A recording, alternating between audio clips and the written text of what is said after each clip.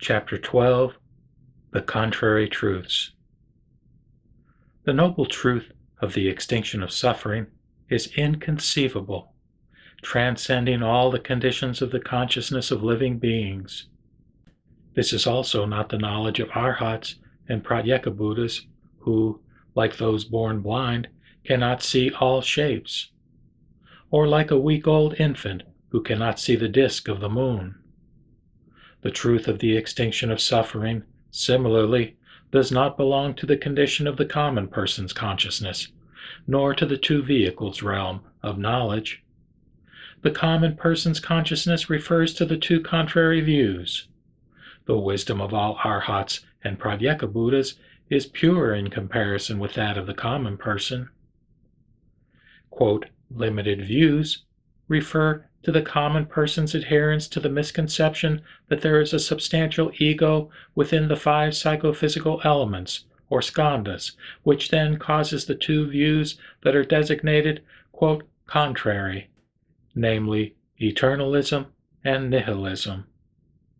If one considers the conditioned states impermanent, this is nihilism and not the correct view.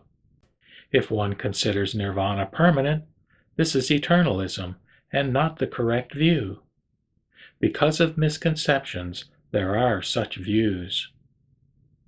In the sense organs of the body, which are discriminative in nature, some perceive the destruction of phenomena in the present moment. Unable to see phenomena in continuity, they become nihilistic in their views because of misconceptions. The ignorant, who are unable to understand or know the momentary consciousness with reference to its continuity, become eternalistic in their views because of misconceptions. By this or that principle, they discriminate and maintain inadequate positions to an extreme degree. Because of foolish misconceptions, they adhere to erroneous conceptions and contrary views, namely nihilism and eternalism.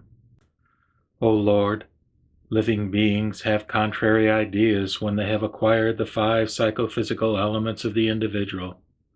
The impermanent is considered permanent. Suffering is considered happiness.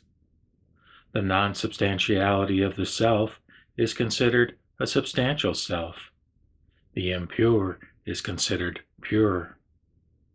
The knowledge of all Arhats and Pratyeka Buddhas has not originally apprehended the Dharma body of the Tathagata, nor the realm of his omniscience.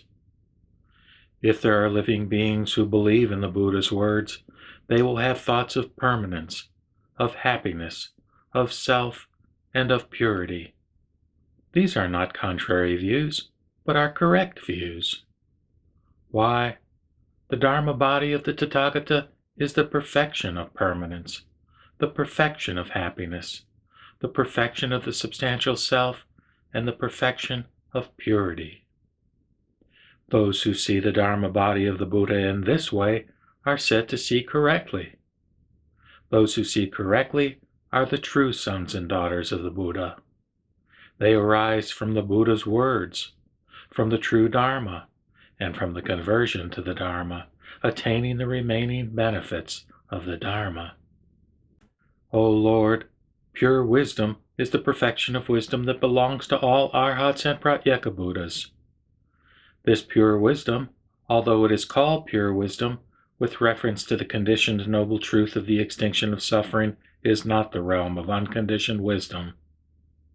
Of course, the wisdom of those beginning to study the four basic truths, that is, the Four Noble Truths, also does not belong to the realm of unconditioned wisdom. Why? The three vehicles' first actions were not ignorant of the Dharma. Because of their principles, they understood and attained enlightenment. The Buddha explained the four basic truths for their sake. O Lord, these four basic truths are the Dharma of the world. O Lord, the one refuge is all refuges.